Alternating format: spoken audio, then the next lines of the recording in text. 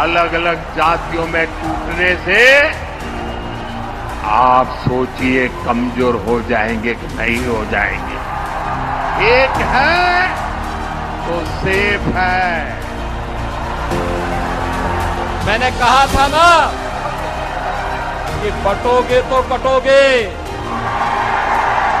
देश के लोग एक है, हम एक हैं। योगी आदित्यनाथ जी की बात पर मोहर लगा दी है कि हम बटे इस मारे इस देश का ज्ञान, विज्ञान, science, spirituality, development, mental development, scientific development सब कट गया।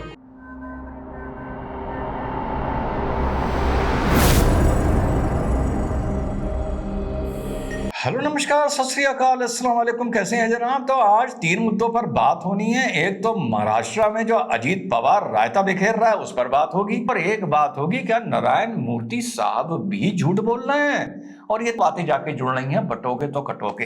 देखिए आप साहब, पहले हम लोग पकड़ के चलते हैं किसको? अजीत पवार के मामले को। अजीत पवार जब एनडीए में शामिल हुआ था, एनडीए के बहुत से नेताओं ने, एनडीए के बहुत से बीजेपी के सपोर्टर्स ने, मैंने इस बात का अपने मन से विरोध किया था, क्योंकि जो इसकी इमेज थी वो महाभ्रष्ट थी।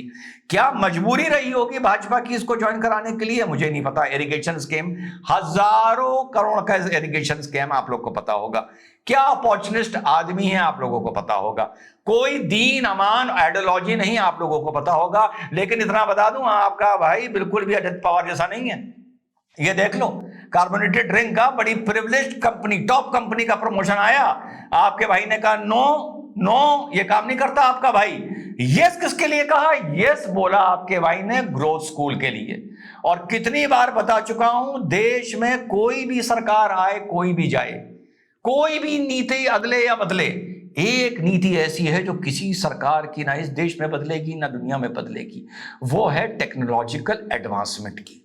और आने वाले वक्त में मेरे युवा साथियों, स्टूडेंट्स, आप मेरे भाई बिना एआई के, चैट जीपीटी के, बिना इसको सीखे, बिना इसमें एक्सपर्ट हुए टेक्नोलॉजिकल एडवांसमेंट कर ही नहीं सकते। कोई भी सरकार रहे, आप उठा के देख लो। और ये मत कहो कि भाई मैं तो कॉमर्स का हूं या मैं तो आर्ट्स का हूं, मुझे जरूरत नहीं साइंस वाले करें ना।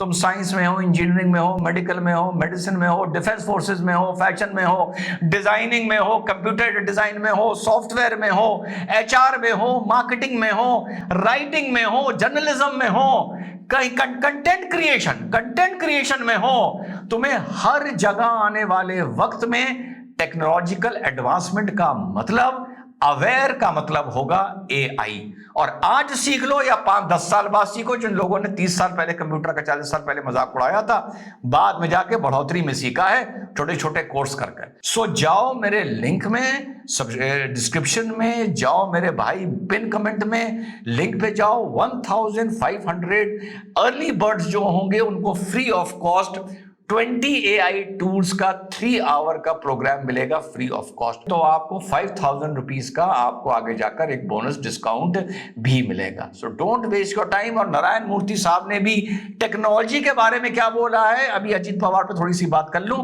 फिर आप लोगों को बताता हूं। तो साहब, इनकी जो छवि थी अजीत पवार की, वो पहले ही बिल्कुल बिकाऊ है। जब ये फाइनेंस मिनिस्टर थे तो सुनते हैं कैबिनेट मीटिंग में ये अलग ही राग अलापते थे।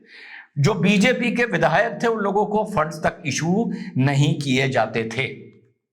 अब 2-3 चीजें मेरे सामने निकल के आई हैं जो मुझे लग रहा है ये क्यों बवाल हो रहा है।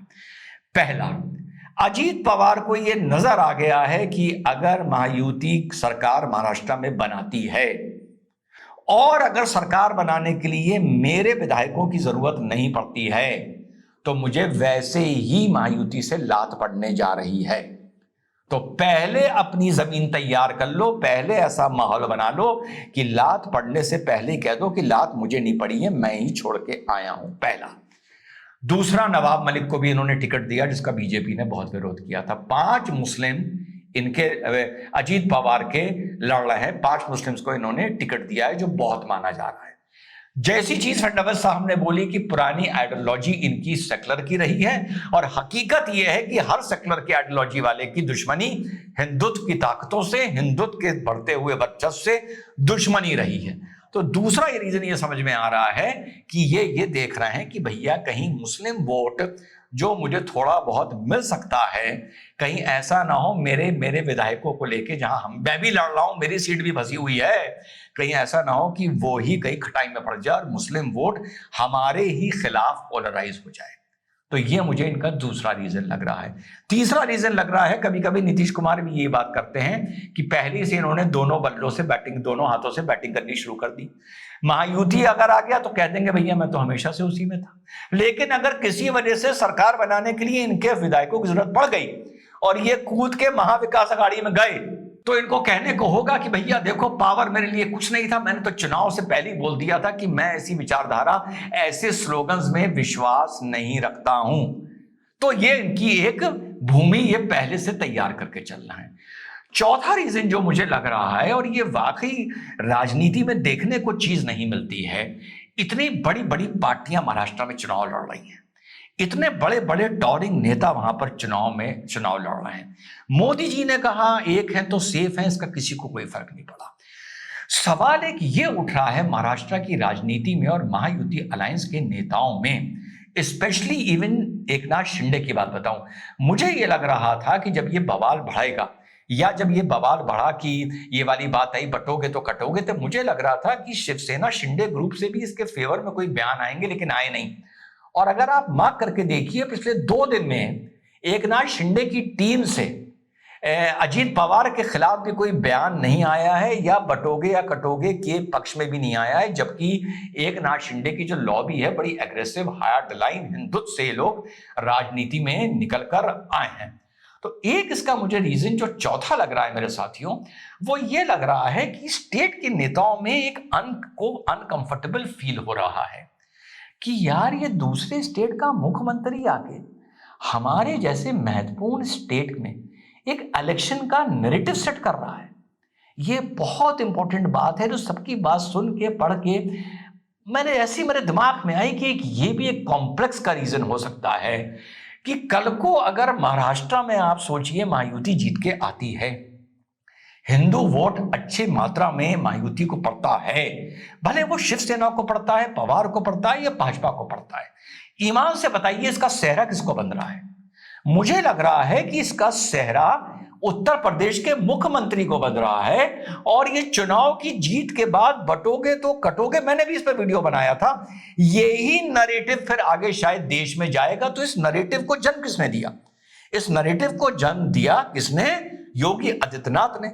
लेकिन ये उन्होंने जो बात बोली वही बात मोदी जी ने बोली, लेकिन माना जा रहा है कि पॉलिटिकली थोड़ी रॉ तरीके से योगी आदित्यनाथ जी ने बोली, जबकि ये मुहावरे के तौर पे बोली गई है। अब ये है सर दिया ओखल में तो मूसलों से क्या डरना, तो ये मतलब थोड़ी है कि आपको सर आपका मुसल में हो उस टाइम पर। तो ये मुहावरे होते हैं। बटोगे तो कटोगे, यहां पे कटने का मतलब ये नहीं है कोई छोरा लेके आपका गला काट देगा, वैसे कभी कभी ये भी मतलब होता है, पर यहां इससे थोड़ा बड़ा मतलब है। तुम्हारी देश कटेगा, कटा कटा, तुम्हारी संस्कृति कटेगी, कटी कटी, तुम्हारा इतिहास कटेगा, कटा कटा, कल्चर कटेगा, कटा कटा। तो इसका एक व्यापक एक 3 डायमेंशनल इस बात को भी आप इंटरप्रेट कर सकते हैं जो योगी आदित्यनाथ जी ने बोली है। लेकिन वो इस मारे दूसरे लोग इसको समझने को महाराष्ट्र के बड़े नेता भाजपा को छोड़ के तैयार नहीं है, क्योंकि उनको लग रहा है यार चुनाव हमारा है, नैरेटिव आके सेट कर रहा है दूसरे प्रदेश का मुख्यमंत्री। प्रधानमंत्री करे तो फिर भी समझ में आता है, गृह मंत्री करे तो फिर भी समझ में आता है। अब बटोगे या कटोगे को आगे चलते हैं। जो मैंने आपको नारायण मूर्ति जी के बारे में बताया था, एआई के बारे में बताया था, ग्रो स्कूल के बारे में बताया था, कि भैया फिर से कह दूं कि भैया मेरे लिंक में जाओ डिस्क्रिप्शन में और पिन कमेंट में, be a part of 1500 people, free में जाके 3 घंटे का कोर्स ज्वाइन करो और कुछ सीखो। कभी भी गलत चीज को प्रमोट नहीं करूंगा, मेरी बात याद रखो। 5 साल बाद बिना एआई के अधूरे रहोगे, स्पेशली यूज। नारायण मूर्ति साहब ने क्या बात बोल दी? नारायण मूर्ति साहब ने योगी आदित्यनाथ जी की बोली बात पर मोहर लगा दी। नारायण मूर्ति साहब ने, स्क्रीनशॉट ले लीजिएगा, अब तक लंबा पढ़ के नहीं सुनाऊंगा, कहा है कि पिछले 1 साल में हमलावरों के चलते और आक्रांताओं के चलते ये देश बर्बाद हो गया। ये बीजेपी के नेता ने नहीं कहा है, ये रिजवान अहमद ने नहीं कहा है, ये नारायण मूर्ति जी ने कहा है।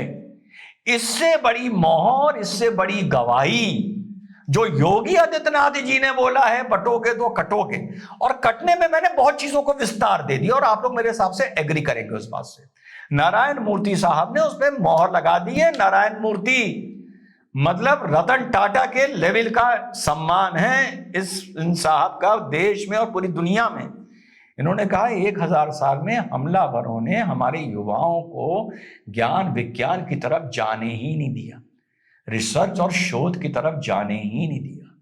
1000 साल यहां पर सर्वाइवल की ही लड़ाई होती रही, और उसका कारण है कि कोई भी साइंटिफिक डेवलपमेंट जो हमारी किताबों में लिखे थे वो धरे के धरे रह गए, और कोई भी इस देश में टेक्नोलॉजिकल डेवलपमेंट नहीं हो पाया। अब बताओ योगी आदित्यनाथ सही कह रहा है या गलत कह रहा है? योगी आदित्यनाथ को सीधे जाकर नारायण मूर्ति साहब के सामने खड़ा कर देता हूं। आप बताओ कि योगी आदित्यनाथ जी ने जो बात बोली है और जो नारायण मूर्ति जी ने बोली है, बात करने की शैली अलग हो सकती है, समझाने का तरीका अलग हो सकता है, समझाने की अप्रोच अलग हो सकती है, लेकिन दोनों की एक ही बात है। नारायण मूर्ति साहब ने योगी आदित्यनाथ जी की बात पर मोहर लगा दी है कि हम बटे इस मारे इस देश का ज्ञान विज्ञान science spirituality development mental development scientific development सब कट गया, सब कट गया। जय हिंद, वंदे मातरम, खुदा हाफिज।